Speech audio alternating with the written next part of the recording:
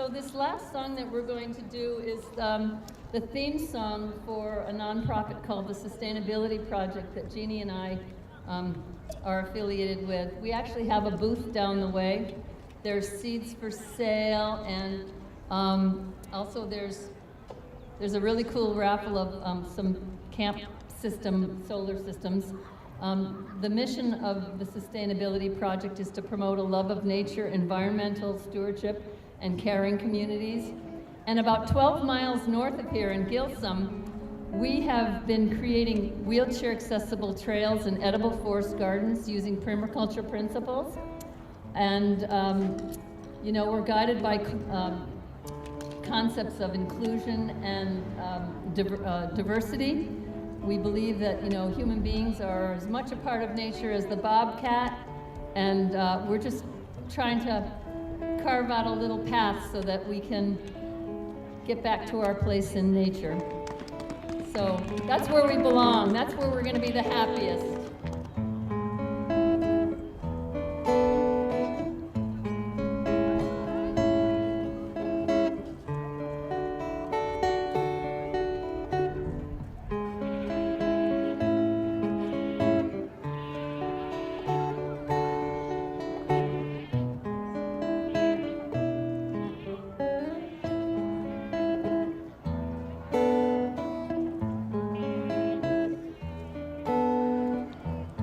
Everywhere will be a garden. Everything will be more green. Everyone will know what it takes to grow food for our community.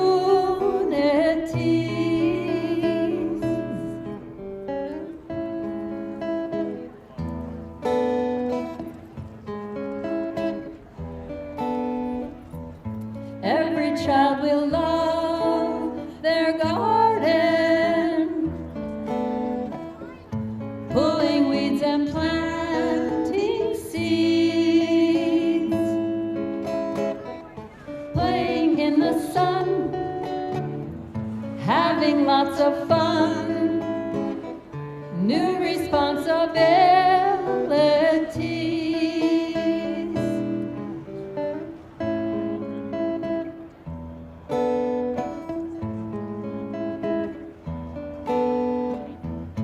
When we wake up in the morning, eager to begin each day, every able hand tending all the land, lovingly in nature's way.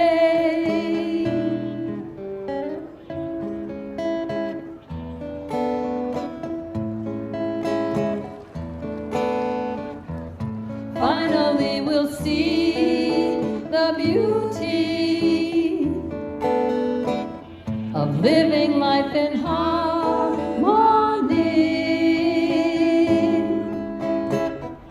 Changes everywhere, cleaner, fresher air, crystal waters we all share.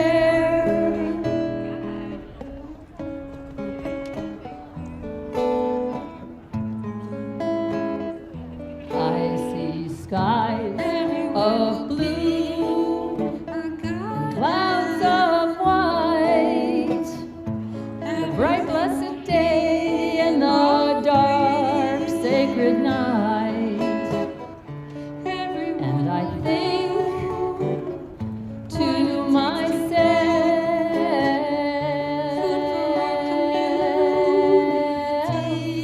what a wonderful world.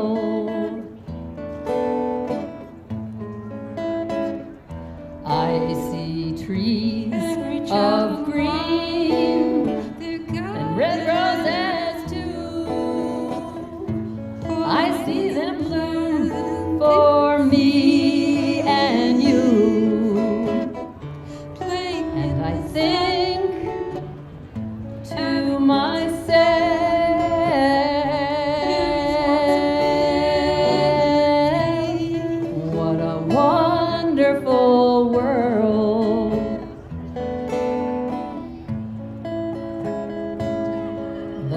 colors of the rainbow, so pretty in the sky, are also on the faces of people passing by. I see friends shaking hands, saying, how do you do? They're really saying, I love you. I hear babies crying, I watch them grow. They'll learn much more than I'll ever know. And I think to myself,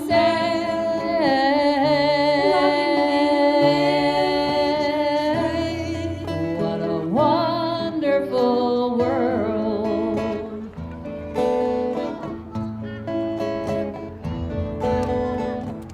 Finally we'll see the beauty of living life in harmony. Changes everywhere, cleaner, fresher air, crystal waters we all share.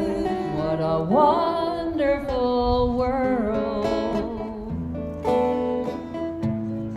What a wonderful world. Oh yeah, oh yeah.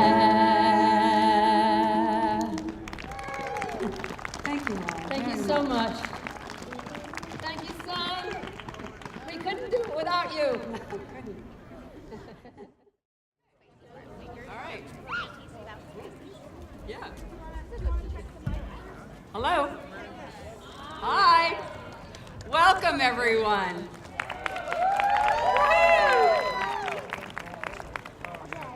The Clean Energy team of the Monadnock Progressive Alliance is excited to be here today, launching our Monadnock Ready for 100% Renewable Energy campaign.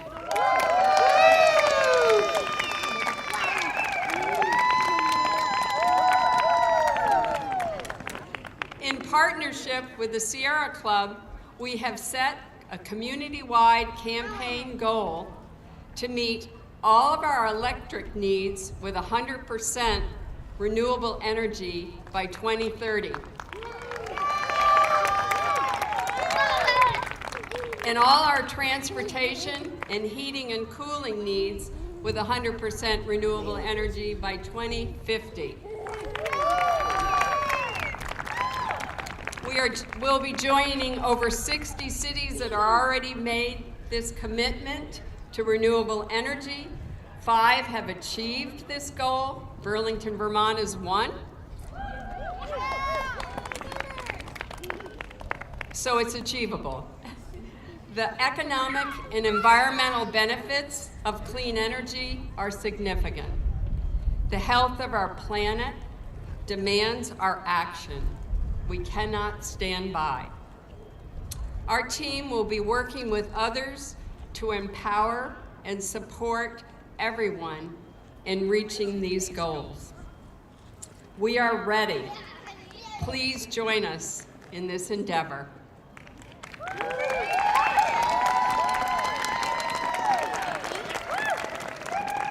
And now we have several wonderful speakers to talk to you about this campaign initiative and how important it is. Thank you for joining us.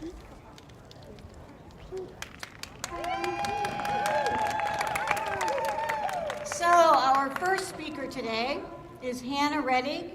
She's from Keene State College. She's a student and president of Keene State College Campus Ecology Club. And she will speak now about how Keene can reach 100% renewable energy. Hannah. Hi, everyone. Wow, isn't this weather beautiful? Give it a round of applause for the weather. I'm so happy. This is amazing. So, my name is Hannah. I'm a senior at Keene State College. I'm also the president of Campus Ecology. They are an environmental club at Keene State. So that's kind of how I'm taking a Future of Energy class right now, and that's how I connected with the Ready for 100 program. So I've been working with them on thinking of ideas on how to launch this campaign and how to make 100% renewable possible, and they're doing an incredible job. So thank you guys for that. But yeah, so I just wanted to talk about kind of what I'm doing in campus ecology and what they are doing. So right now, actually, Campus Ecology is putting on a solar festival. If you guys don't know, it's on Keene State campus right now. So if you have the chance, come on by. There's going to be live music all day. So it's really fun and exciting, and there will be face paint and henna and tie-dyeing. So if you have younger people, maybe they would like it better. But everyone should come. But so I've been working on a really cool project in my class right now. We are designing energy plans for Keene. So we're looking at economic issues, I guess. We're looking at the renewable side. We're looking at different ways to make renewable energy possible in Keene, which is really awesome because we're basically helping out the Ready for 100 people. And I really, really hope that what our research finds is what can help their program. So we are actually having a poster session. We're going to be presenting that research next week. It's Thursday the 26th, and it's going to be on Keene State campus. It's at 10:30, I think. So if you guys are interested at all about how to create an energy plan for Keene, definitely come. We could totally use any ideas. We really want to make this a collaborative thing with the whole city and really get everyone's input, because everyone in the community matters, because that's the goal of renewable energy, is to make sure everyone has it. So if you have the chance, come on by to that. Come on by to Solar Fest.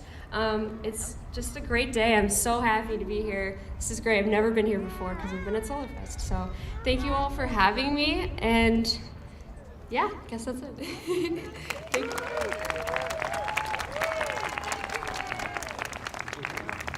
And our next speaker is Michael Faber.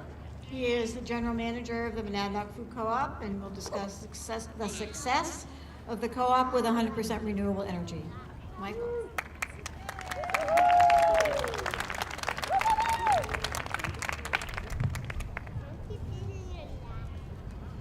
All right. This is an event we host annually, and it's always great to have such great participation. So I just want to thank everybody for coming out today and being a part of this really important day, just to celebrate and also recognize how much more work we have to do. As many of you know, our co-op here in Keene, the Monadnock Food Co-op, has grown enormously since we opened 5 years ago. The store has pretty much doubled in almost every way you can think of. Doubled in sales, doubled in the number of staff that work in the store. So the first step that we took in looking at our energy consumption was just to look for ways that we could reduce it. And a step that we took was working with a company to reduce, well, actually, let me back up.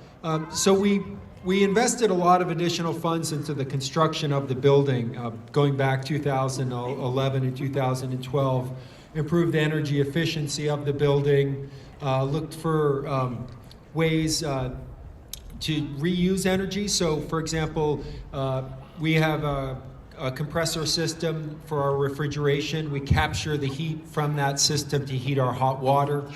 So this has been an important initiative from the very, very beginning, and something we've continued since. More recently, we've improved and added some technology where we capture cold air during the winter months and pump that colder air into our coolers and freezers, just to reduce the run time of our compressors. We moved all of our lighting over to LED lighting as another initiative. And some of these initiatives, despite the growth of the store, over the last few years, we've actually seen the consumption of energy of the co-op decline, which has been a great accomplishment.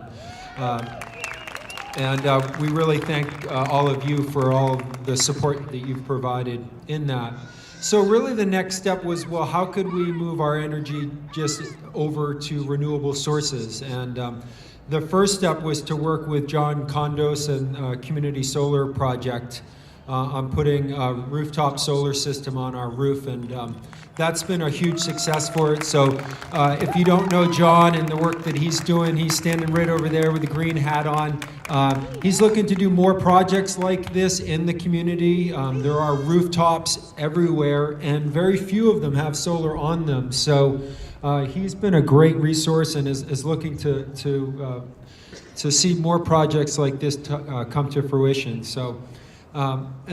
So after we took that step, the next step was, well, you know, we still are sourcing a significant amount of our energy from conventional sources, and so we worked with our energy supplier, and through purchasing renewable energy certificates, we were able to transition all of the energy consumption that was left after, you know, look at after what's left from what we produce on site with our solar system, our rooftop solar, and convert that all over to be from renewable sources. So at this point in time, all of the energy that's consumed from the co-op comes from various renewable energy sources, a portion again from the roof, and the rest comes from energy, our energy provider, and we pay a little extra for these renewable energy certificates, but we know that it's a really small price to pay for making sure that we have clean air, clean water, and a clean planet to continue to live on. And that's really a lot of what inspires our work, and this inspires my work too, these little guys, because we need to leave them a clean planet too. And so say hello, Leland. Okay, thank you very much. Are you ready? We're getting ready. Our next speaker is Terry Clark, and he's a Keene City Councilor, and he'll discuss promoting clean energy initiatives with the city while working to curtail fossil fuel development in Keene. Terry?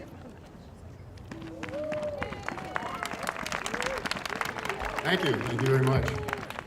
Before we get started, I wanted to assure everybody that this major solar spill that we're getting today isn't going to affect our environment. So,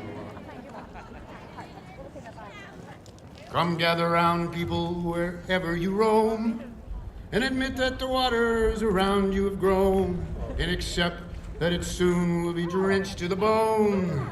If your time to you is worth saving, then you better start swimming or you sink like a stone. For the times they are changing. Pretty prophetic words, still after 55 years. Still very prophetic. Now we're here to talk about energy in our future, and more to the point, incorporating sustainable energy sources into our infrastructure so that we can meet the goals of other organizations as well as this fine organization, Ready for 100 Renewable. Special interest forces for years have been telling us, you can't do that, it's too expensive, you know, technology isn't ready yet. Maybe someday, and in the meantime, let's use this or that bridge fuel until the time is right. Well, in a nutshell, they've been telling us that economic realities are more important than environmental concerns. But the city of Keene has already taken steps to prove that wrong. Last year, we began replacing our streetlights with LED technology, which has allowed us to save enough money already from last year to put a new roof on 350 Marlborough Street, which is going to allow us to install a 1.3 megawatt solar array later this year. That's going to provide almost all of the electricity that of that entire complex's needs. That's the police department, the Keene ICE, and the Public Works Department. Now, the time is right now, and the deniers can no longer credibly use the old excuses. Legislators and policymakers who are still trot out those same old excuses are depending that people don't understand the truth. Well, I'm going to ask you, do you understand the truth? Legislators and policymakers understand the truth too, and these people aren't ignorant of these facts. There was a time when we could give them a pass, but not anymore.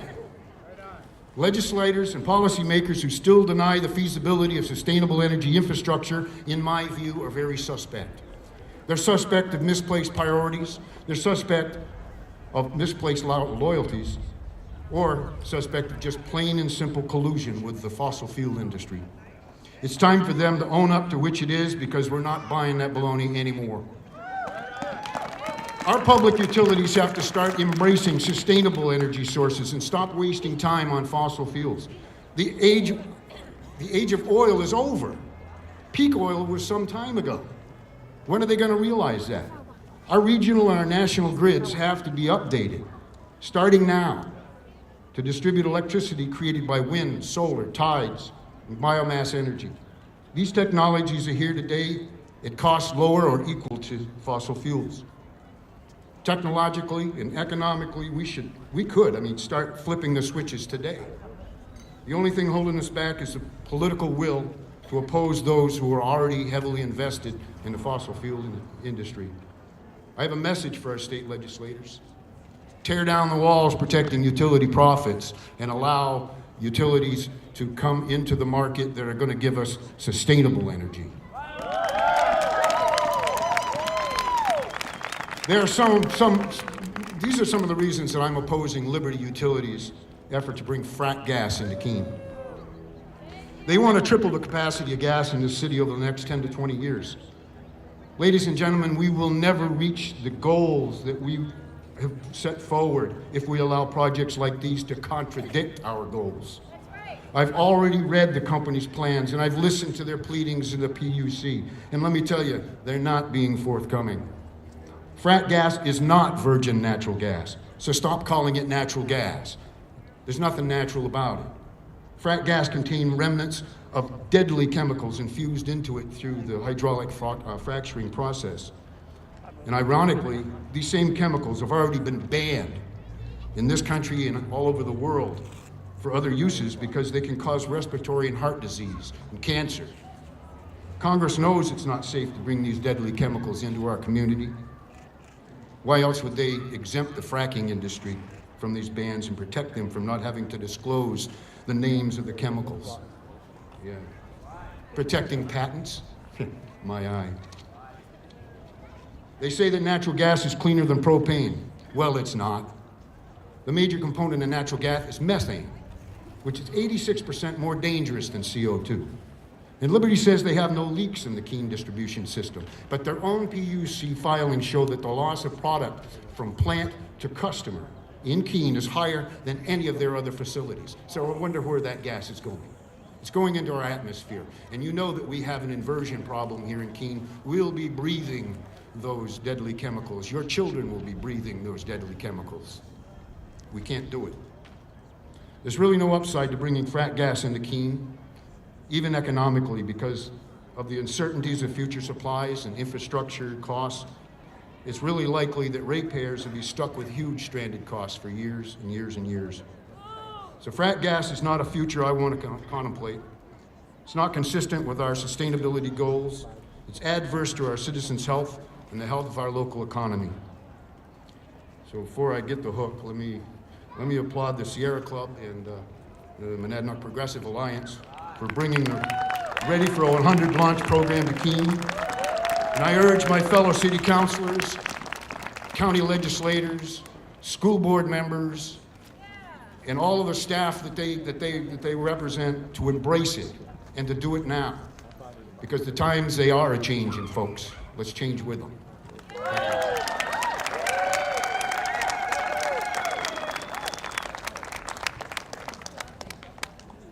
And our next speaker is Reverend Cindy Bagley, and she's the senior minister at the United Church of Christ here in Keene. And she's going to talk about social and climate justice aspects of pursuing clean, renewable energy. Cindy? Hey, It is really an honor to be here on this beautiful day. And as the pastor in the group, I can't help but ask you all the question, why are we here? Why are we here? I don't mean why are we here at this fair, or why are we here at this launch. I don't mean why we're here supporting this Ready for 100 campaign, why we're expressing concern for New Hampshire's environment or our country's addiction to fossil fuel or the disaster that is global warming and climate change. I mean, why are we here? What are we doing on this planet and this galaxy and in this universe? In short, what's the point of life itself? Because that's really where this issue brings us. And I'm loving this beautiful puppet back here that reminds us of that which is sacred. Now, once we start posing these kinds of questions, we leave the world of science and technology and we enter the world of religion and spirituality, whatever that means to you. We enter the land of values and ethics, including what is right and what is wrong, and why we should care about the difference. Anyway, and this is my turf, so I'm going to close this little presentation with just a moment to talk about the soul part of the work that we are all doing. Now, if there's a common thread in the world of faith and religion, it is this, that life is about loving and caring for things beyond ourselves. Certainly our families, preferably our neighbors, ideally our enemies, and hopefully all of creation itself. Yet as we know, espousing these values is quite different from actually living them, isn't it? Righteousness is hard work, and justice is hard work, and standing with the poor is hard work, and being a prophetic voice in the wilderness is hard work, and turning faith into action is hard work, but it is the best work. It is the best work, the most meaningful work you will ever undertake. Satisfaction guaranteed. Make no mistake about it. While some in the world see climate change as a social or a political or a scientific or even a non-issue, it is above all else a moral issue. It is in fact the greatest moral challenge of our age.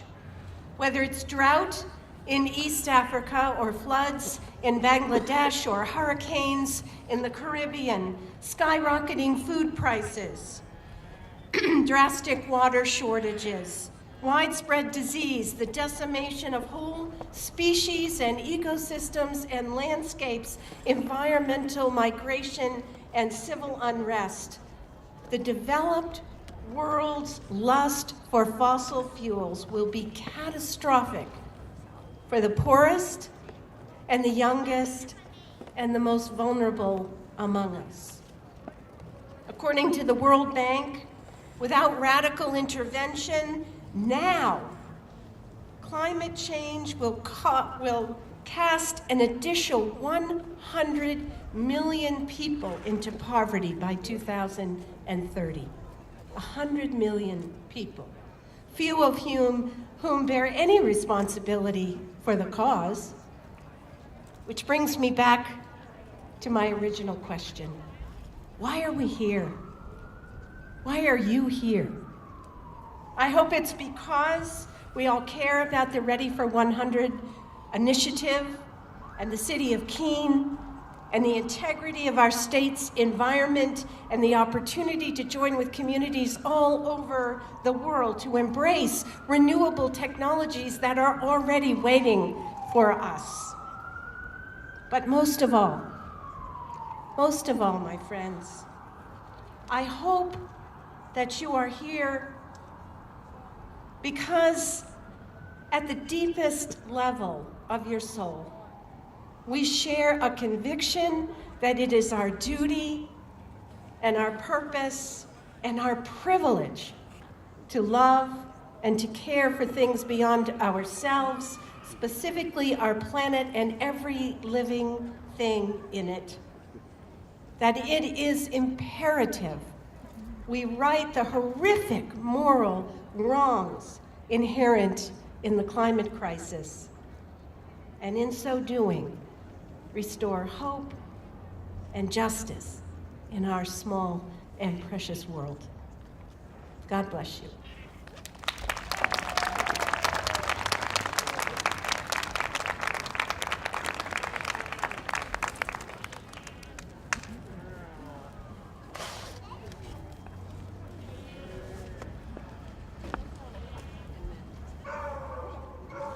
Thank you, everyone, for coming out on this beautiful day and joining us for the Monadnock Region Ready for 100% campaign launch. We would like to thank the Monadnock Food Co-op and the Monadnock Region Earth Day Festival for hosting us today. We'd also like to thank our endorsements. First, I'd like to thank Citizens Climate Lobby of the Monadnock Region, the Monadnock Sustainability Network, Keene State Campus Ecology Club, who is also sponsoring the Solar Fest on Keene State campus today. We'd also like to thank Antioch University, New England. We'd also like to thank Eco Action New Hampshire, Fossil Free 603. We'd like to thank Mothers Out Front of the Monadnock Region, mobilizing for a livable climate. We'd also like to thank Green Energy Options, a trusted partner for all your renewable energy options. Their new location is at 37 Roxbury Street in Keene, New Hampshire. We'd also like to thank the Monadnock Progressive Alliance.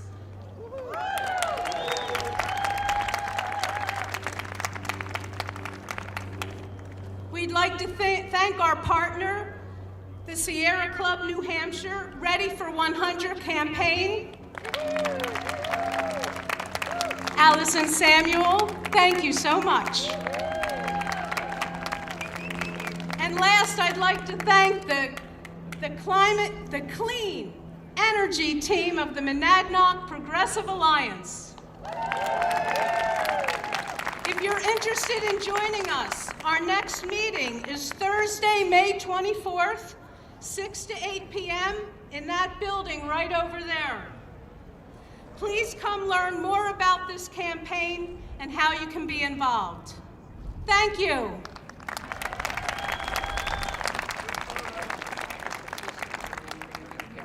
We'd like you all to sign our petition, and we are going to have a group picture here with this banner, and please come join us. Thank you.